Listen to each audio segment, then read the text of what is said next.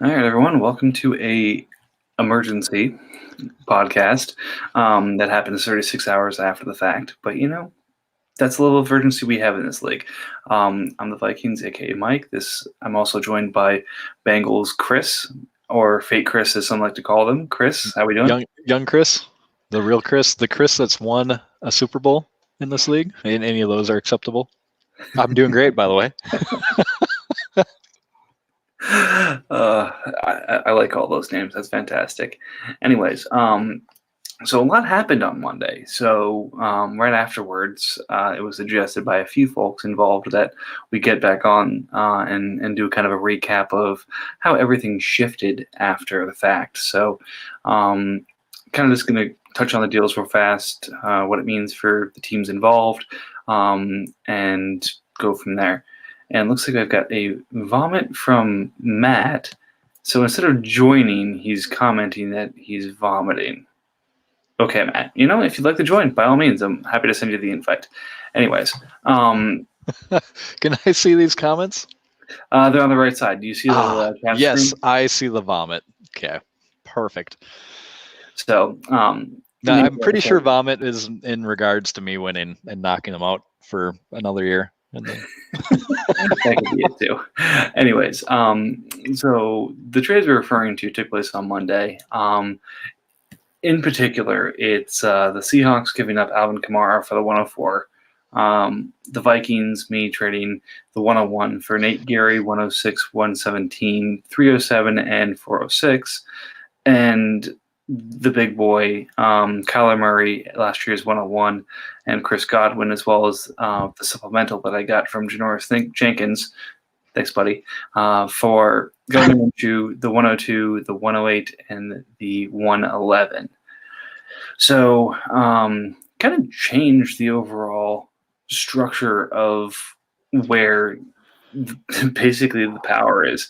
Falcons basically turned Minshew 102, 104, 108, and 111 into what's looking like a pretty stacked starting offense. If that defense holds up, they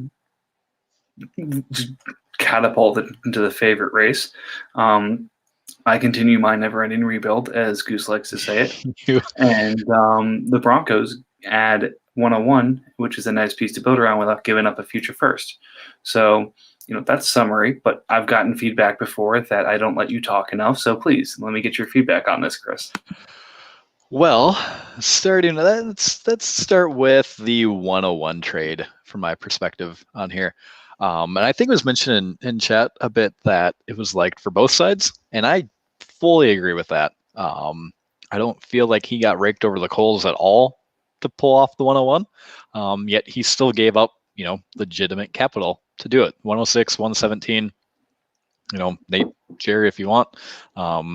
It's not nothing for the 101. Now he's got control of the draft. He can trade that back into multiple picks. He can go ahead and secure his QB. Who is he running currently? Kyle Allen and Cam Newton. So that's not a bad idea great move for him, I think.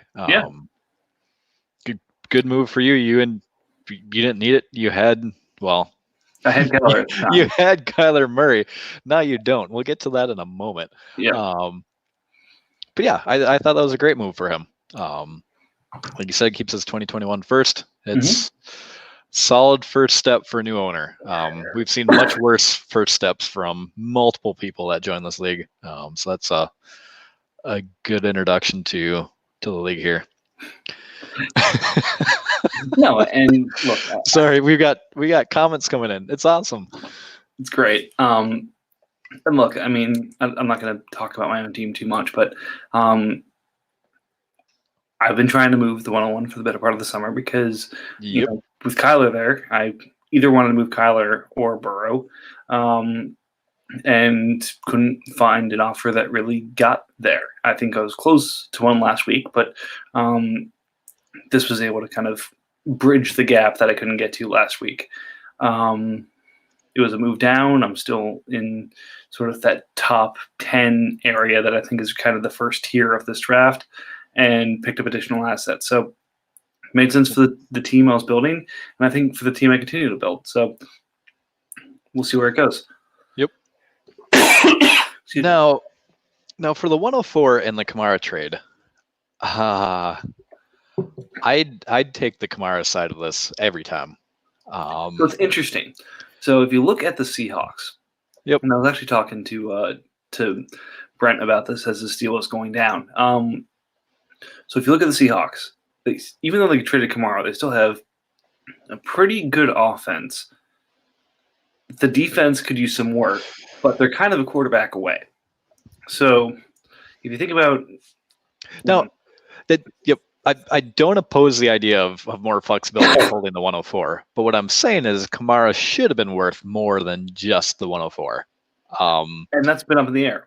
And the reason I say that is just because his contract is locked in. He's already been extended. He was an original auction participant, so he doesn't have to worry about his rookie contract or anything ballooning up. So $12 million, 4 years left on that contract. That is a great price for a top 5 running back in the league. That's the reason I say he's worth more than the 104. If he was on regular salary, 20 million or whatever, sure, then it looks even. I just think Seahawks could have got maybe the 131 or whatever pick Brett had as well, and that he still has thrown in addition to it. Maybe. I think I've kind of taken it both sides. It's, if you're taking it from a Seahawks perspective, that's actually his pick. So the 104 was actually the Seahawks pick that he's getting back. Yep. So he's able potentially to get a franchise-changing player either in the top back or a starting quarterback on a rookie salary. Yep. That gives him something to build on. Moving Kamara sucks, but at the same time, you got to give something to get something. Yep, I agree there. And yeah, it's not like he got nothing back. The 104 is going to be a great asset. Anyway, Matt wants a link here. He wants to jump in, and I want him to join because I'm pretty sure we have disagreeing opinions on the final large trade as well. Yep, give me a second to get him linked in here.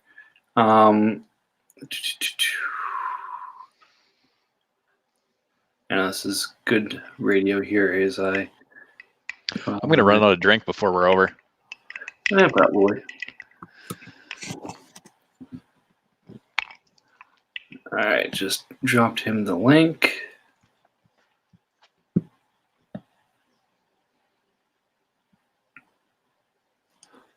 We'll give him a quick second to catch in.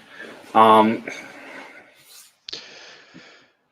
so yeah, 104 likely. Let me see who. I can't remember who owns what. So let's just picks? call it what it is.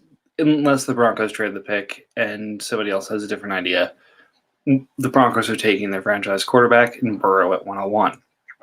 I've got 102. Dolphins have 103, and now Seahawks have 104. Dolphins have been in place at quarterback, so maybe they go running back. Maybe they go quarterback, considering Ben's cap hold is $45 million for Pittsburgh in real life next year, and get the replacement. Who knows? Sorry, I missed that. Did you say what your strategy is going to be at the 102? No. Honestly, I haven't decided yet. I'm truly deciding between, do I roll Minshew or do I take a replacement who I think could be as good, if not better, than Burrow. So I haven't decided what I'm doing yet with the pick. Have I offered it in trade? Good or better, as good or better than Burrow. Okay. Interesting. Yeah, but again, let's see. Goose is asking for things. Let me see. Wait. Goose is actually going to watch this? Who knows? Let's see. Do I have a link to the stream? We've got 2 people viewing. You're on it. Anyways, but yeah, I mean, having the rookie quarterback is a huge advantage. That said, got Minshew at $1 million as his contract for the next couple of years, and he's a renegotiate, not a fifth-year option kind of guy. So if he can actually hold the job, that's a pretty nice contract to build off of. That said, if he can hold the job, if he can hold the job, I don't think I have the same Tiger mania that everyone else does. I haven't even watched the show. King. Yeah, Jaguar King. There we go. I want Matt to hop on here before I really dive into that big trade, because I'm pretty sure him and I are at opposite ends of it, talking with Brett. But that's it. I mean, if you look at Broncos now with the 101, like you said, he's got Kyle Allen and Cam Newton.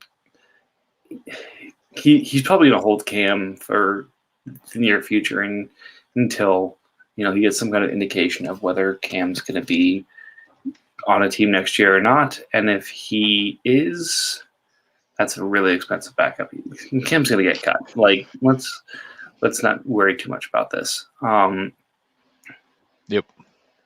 He's basically going to take his quarterback and then let the rest of his team do what it's going to do, and have $80 million in space to be able to flip stuff, including Burrow, I think, to more stuff next year.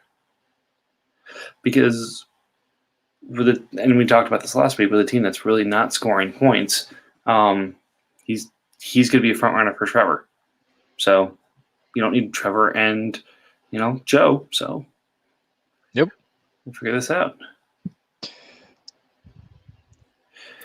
Yeah, Matt's still finishing this. Yeah, whatever. We'll go without him. He's taking too long. Yep. So I'll spew my opinion on the big trade. Murray Godwin. Yeah, the big trade. Murray Godwin, and of course, the 335. Yeah, you have to have the 335 in there. So Murray Godwin for Minshew 102, 108, 111. Oh man. My initial thoughts are this one I really like for the Falcons, coupled with his other trade to get his running backs lined up in place. His starting lineup on offense it kind of makes me puke. Got Murray at QB. He's got Kamara and Josh Jacobs at running back. David Montgomery is essentially his flex there. Then you've got Godwin, Calvin Ridley, and Deebo Samuel at wide receiver, and then both Hawkinson and Waller at tight end. I mean, this is a terrifying offense. This is it's a very top-heavy offense in terms of he's got his main guys. He doesn't have anything else after that, but I don't think he needs anything else besides these guys. The only thing that matters when you're less top-heavy, I think, is injury, and you can't really predict injuries at all. So barring injury, I see his often on the offensive side of the ball, he's the strongest team in the league right at this moment. Yeah. No question about that. His defense is no slouch either, though, when you take a look at that, which is why he's probably, like, if I was off the top of my head, he's probably in the top 4, top 5 teams in the league right now. If I was to do rankings, which I will, I'll do my own. I'll be peer pressured into it so I can combine mine with everyone else that's doing theirs. But yeah, his defense is no slouch either. There he is. There's Howdy. Matt. I'm here. Sorry, that game went a lot longer than it was supposed to. No, we were stalling as long as humanly possible. Yeah, I appreciate it. And I am on the exact opposite spectrum with that trade because I am a Tua and a Herbert believer, but mostly Tua. Which I guess Brett gleaned to you at some point today because I think we had this conversation with him around 1 or 2 o'clock. I just don't think that giving up the assets that he did is like, yes, it makes his team better now, but it also closes his window like 2 years. So 2 years. That's a fair point. The problem with it though is 2 years from now is when Ridley's contract expires. That's the only contributor on offense that he has expiring. Mm-hmm. On a defensive perspective, Taven Bryan, Bruce Irvin, and his secondary. Right. Like, that's my thing, is the core that he has isn't going anywhere. So he doesn't need to make a move right now necessarily to try and like shove it in on this year right now. Like, he could have just put it off another year. And another part of this is I don't like Godwin. I'm not crazy about him as a player. I think he overperformed like drastically this past year. How do you not like Godwin? Because I've watched him and I don't think he's as good as the numbers show. I think a lot of that was just like they're playing in an offense where Jameis Winston is how you win football games, but Jameis Winston is also how you lose football games. And I don't think that they're going to be playing in the same style. I don't think Brady is going to throw 30 touchdowns and 30 interceptions and however many thousand yards that Jameis did last year. I think it's going to be a much more refined style of offense that they're going to have there. So even if Godwin does 80% of what he did this last year, he's still on a 5-year, $6.7 million contract. And I might just be tilted because now it's twice that I haven't been able to acquire Godwin and he's been up for trade. But I see from Brett's perspective, he's taken away all the risk of the rookie picks and investing in two guys that have performed this last year in both Murray and Godwin, which I haven't seen their environment or their scenario hasn't declined for this upcoming year. I mean, you got Brady at QB. I don't think that is a poor fit for Godwin, and I don't think Murray got any worse in terms of adding Hopkins. So I think the arrow's both pointing up for both those guys. So that's why I'm on the Falcons side. I don't think it's a bad trade for him this year. I think it's a bad trade for him long term is more the thing. Like, I don't think acquiring Kyler Murray and Godwin are bad. I personally would rather take Tua and then whichever wide receiver or running back is at 108, and then you get another guy at 111, and you're going to have those guys for 4 years. Yep. And I personally just think whatever, like the second or third wide receiver or second or third running back off the board, like I think those are going to produce relatively evenly to Godwin personally. Like, I think Godwin is about to fall off a cliff, but that's just me seeing Brady beat absolute cheeks last year and then just not being a big fan of Godwin himself. So maybe I could just be totally wrong, but I'd rather have the guys that are going to be on my team for 4 years and not have a noodle-armed old dork throwing him the ball. So how dare you speak ill of Tom Brady? Do you want me to go get the jersey I have of his out of my closet while I do it? I can. So, Mike, what's your plan here then, Mike? You were close to squeaking in last year to the playoffs. Now, arguably, you've made it more difficult for yourself again. What's your outlook for this year for your team? So, when I was looking at my team coming into the offseason, I found myself pretty top heavy.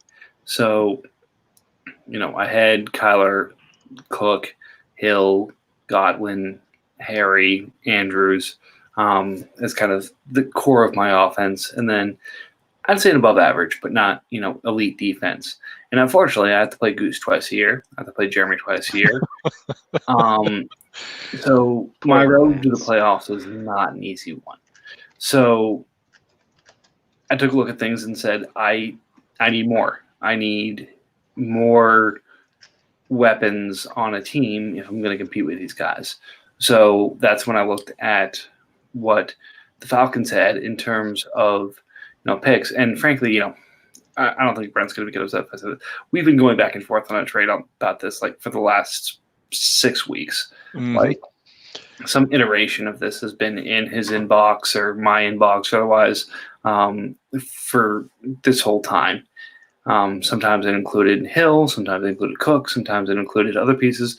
But the way I break this down is I've got, I think I've got a young, productive quarterback in Minshew right now at $1.3 million.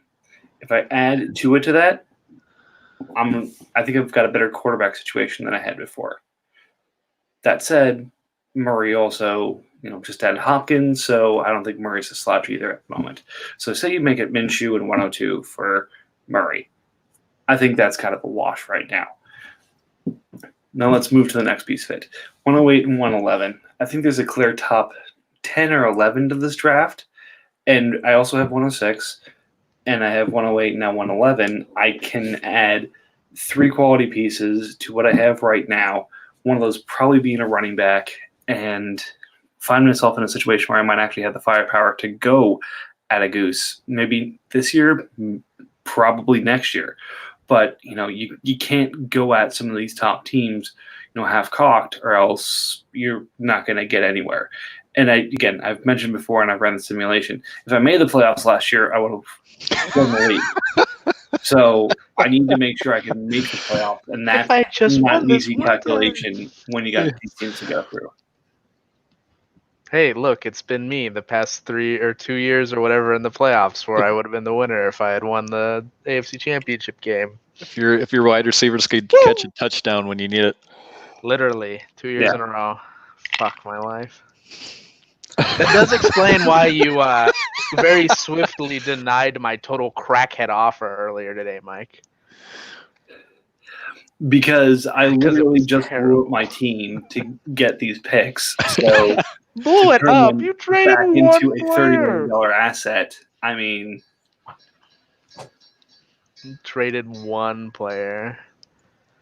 And effectively, in that scenario, you would have been trading one of those players for an equivalent player, and then you would have really only been losing one of them. But I totally understand why you would decline it. Yeah.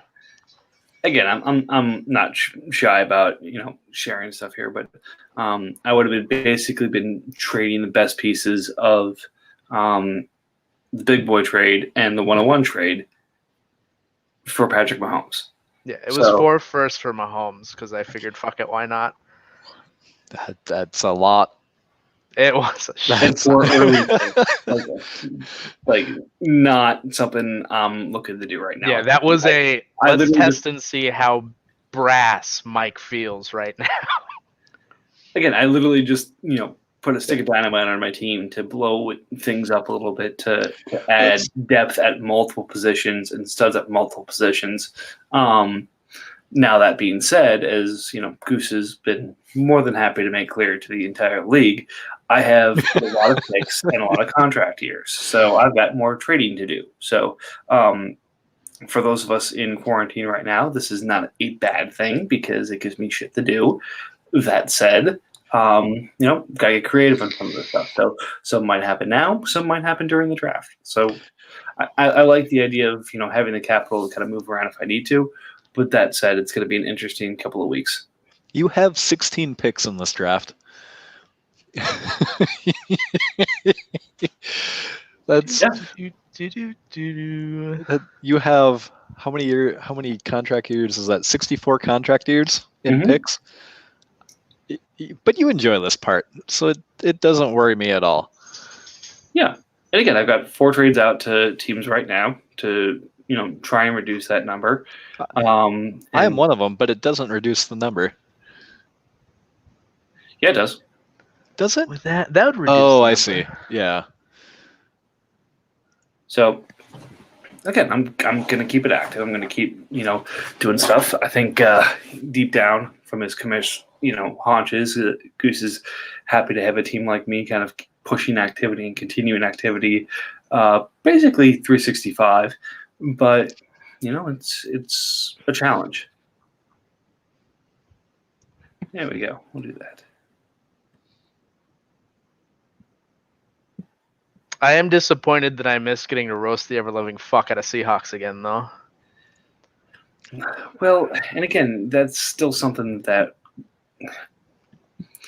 things have to break right. So that's going to be and again, interesting, my wife has told me, has become my go-to word as part of the quarantine. But that's going to be a really interesting situation because he may have traded Kamara at an $11 million contract for either a quarterback or the RB1. So, say it's Jonathan Taylor, say it's Cam Akers, say it's, DeAndre Swift, whoever you think it's going to be based off of landing spot right now.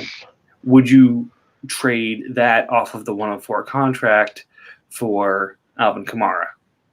The way I look at it is you have Kamara for 4 years minimum at that price point, and you can extend him, and it's not going to jump a whole lot. Yeah. So like he's one of those contracts, and people just don't. I don't think people in the league understand how it works with players that had their contracts set at the startup.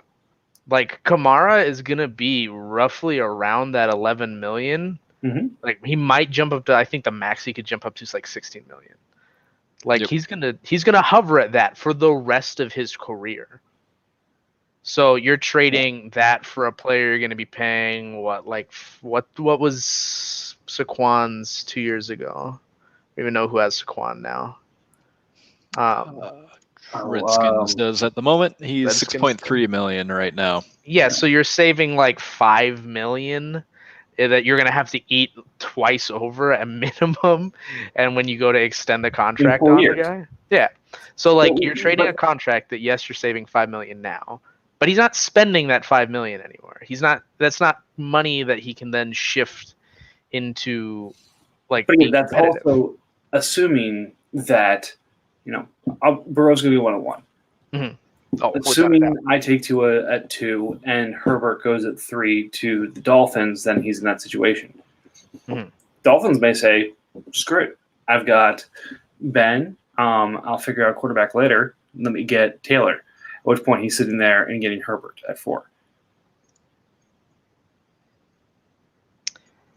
I mean, Dolphins could do that, but you just have to assume that like the risk that is there, and even then, like he's got the Seahawks team is so devoid of really anything. Well, I mean, he still has like he's got some pieces. He's got enough pieces to where next year he won't have a top 5 pick. Right. So that's the thing. Like his offense then becomes probably average to maybe slightly above average if he adds a rookie quarterback to it, and the defense. Yeah, the secondary is solid. He's got a good D tackle, but yeah, he's still a couple pieces away. But again, you get the quarterback locked in, and then you kind of figure it out from there. And then next year, you're not paying Taysom Hill $33 million. God, it's just like to me, it's a combination of it's unnecessary risk moving him when he did, and it's just straight selling him below value. Like unless you know for a fact you're gonna get like a Tua. Like I love Herbert and I wouldn't fucking trade Kamara for him. But like on that contract, I'd rather have Kamara and search for a QB elsewhere. But like if you're getting a Tua, it makes sense. But I don't know. I feel like it comes back to some owners just don't realize the value of having players locked in at that lower price point. No, it's true. And I think that's one of the things that the Falcons, going back to Brent's team right now, has. He's got Hawkinson on a rookie deal, but he also has Waller, who I think was a free agent pickup. So he's able to extend and do whatever he needs to with Waller if he continues his good run with the Raiders, without having to do the renegotiation side of things, which is going to start hitting teams at the end of this year.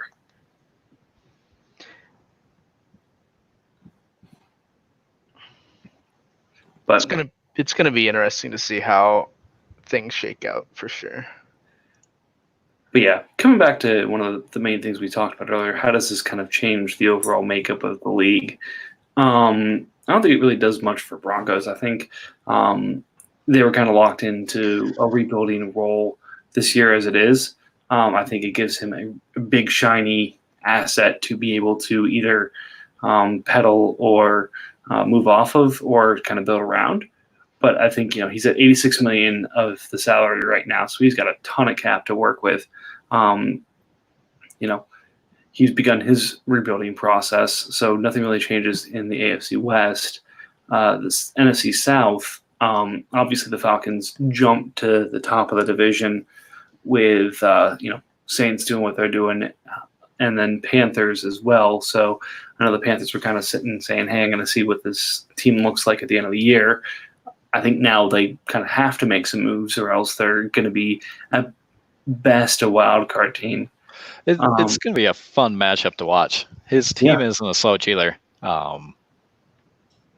One bad week when they match up could determine who makes the playoffs, who doesn't, or who makes it as a wild card, who wins the division, similar to the NFC North.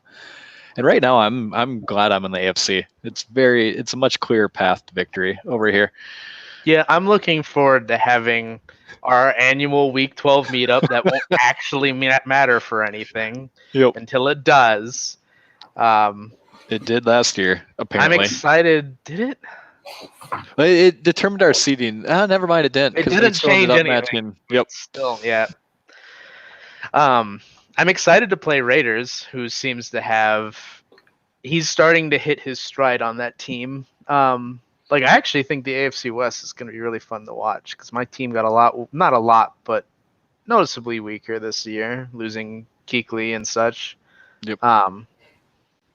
But Chiefs, despite a new owner, is doing the same thing as old Chiefs, where they brought in some studs and then paid a bunch of guys a lot of money on one-year deals. So that'll be fun. And then Raiders is starting to hit his stride. So I think the AFC West is going to be... The Broncos will hopefully be gifted 6 losses and a higher pick for his troubles. Yep. No, we talked about the Chiefs and Raiders a good amount last week. So, I don't think anyone thinks that the Chiefs and Raiders have what they need to catch you at this point, Matt, but they're definitely moving in the right direction. I think when you put it very well in chat earlier, the AFC is very top heavy and very classy at that top, but there's a definite, have and have not of the conference, whereas the NFC is going to be definitely a mud fight this year. It's going to be a lot of fun to watch. I'm going to enjoy our little world over here with Browns and with Browns. You, me, and Browns. Yeah. Yep. We'll see. I guess Colts kind of too. I haven't.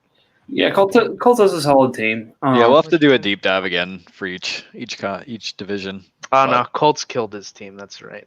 Fucking traded for Trubisky. And again, this is a kind of out of schedule pod. Our plan is definitely to do some rankings before the draft, after the draft, and as we get into training camp. I think we'll see major changes in each from there. And I think if there's one lesson to be learned is if I rank you for number 1, your team's in deep shit. Yep. And if he ranks you second, you're going to place third. So has that happened more than once now? I think so. Didn't you rate me second? Not this past. You rated me second this past year, but didn't you do it the year before as well? I think it was either second or third. I've been in the top 3 the past 2 years. I know that. So my average distance off is about 6 ranks. This year I had 2 that were 20 or more off. One was because of the Luck retirement. One was because of the Luck retirement. So I ranked before Luck retired. But yeah, so he had his direct backup. You can't blame it fully on that. No, you can't. Well, I don't know what happened in total. It's the difference between getting 300 points from your player and 200 points from your player. So yeah. I don't know. Is that 20 spots? Probably not. I'm sure I made other mistakes from that, but. We've seen the difference of what a touchdown or 2 can make in one team's luck over 2 years. So. I look forward to it. If it happens for a 3rd year in a row, I don't know. You might have to force I'm at the point now where that trade offer I made with Mike, that is the only trade I'm going to even consider over the next 2 years is just throwing Patrick Mahomes at whoever has a shit ton of top 10 picks and be like, hey, you want this quarterback? Come get him, bud. Yeah. And then I'll other give you than that, that. every good player on my team except for Sanders is locked up for the next 2 years. Yep. So I'm just going to sit here and wallow as you get gifted straight upgrades, Chris. I know how Actually- much that bugs you, so it's great. The Chargers would like to file for division realignment to move the Colts into the AFC North so they can they can reap their rewards twice a year. Yep. Oh God, yeah, and we'll have to dive into how I was trying to work a three-way trade at the time with Chris to get him a different quarterback and take on Trubisky. I'll have to go back and Lee says, "Wait, Matt is scared apparently. I'll says have to go back and find the chats because I do not remember most of the conversations that night. So yeah, I was trying to work a three-way trade between him and another team, and all of a sudden Chris goes, "Wait, what if I trade with another team?" And then post Yep. Trubisky to Stafford, and I'm like, "Wait, what?" Chris is like, I Yeah, found this yeah. lost puppy on the side of the road, and he's offering me all of the money of his old owners. We'll talk about that another time here. Yeah, I it was was incredible. prepared to be. I was going to be very desperate that night to move off of Trubs. Do not blame you. But Yep. you never know. Anyways, we All right. kept it short and sweet, so maybe we keep it that way. Matt, any last thoughts on any of the trades that reshifted? And again, the name of the pod is I woke up and the league looked different. Thank you, Eagles, for that inspiration there. But yeah, things look a little different now in the NFC. I like that you were able to get a bunch of picks for a bad linebacker. That was nice. Yeah, no, Broncos made a good trade. You didn't take him to Pound Town on that first. I think it may be early to move into position for a quarterback, but at the same time, like, he had the ability to do it without losing his first. The biggest part of that is not losing his first next year, like, without a doubt. And because there's no way he's moving up to draft 101 if he drafts a player at 106 and 117. So it's just like use the ammo now to get a quarterback that's going to be great for him. So, well, and that's the other thing is he takes him, and he's still a front runner for Lawrence. Top 5 pick. Easy. So yeah. If things work out and he's not getting Lawrence, he's got Joe Burrow. If not, he can move Burrow like I did Kyler this year. Mm-hmm. Like, hey, Broncos, if you listen to this, you are in a very similar position I was after the first year of the startup, where I had Patrick Mahomes and then ended up with the 102, I think it was, to draft Baker, and then pawned him off on the Bills for a bunch of linebackers that made my team good. So that was fun. Mm-hmm. So yeah, you're in a good position. Like, Mike did you a solid by not just destroying your team, which seems to come few and far between in this league with trades. Colts. All my trades are well thought out and balanced.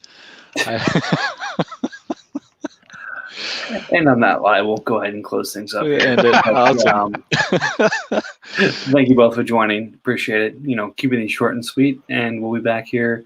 I don't know if we'll make 2 this week. Maybe we will. Maybe we won't. We'll see what availability looks like. But thanks for joining, and you guys have a great week.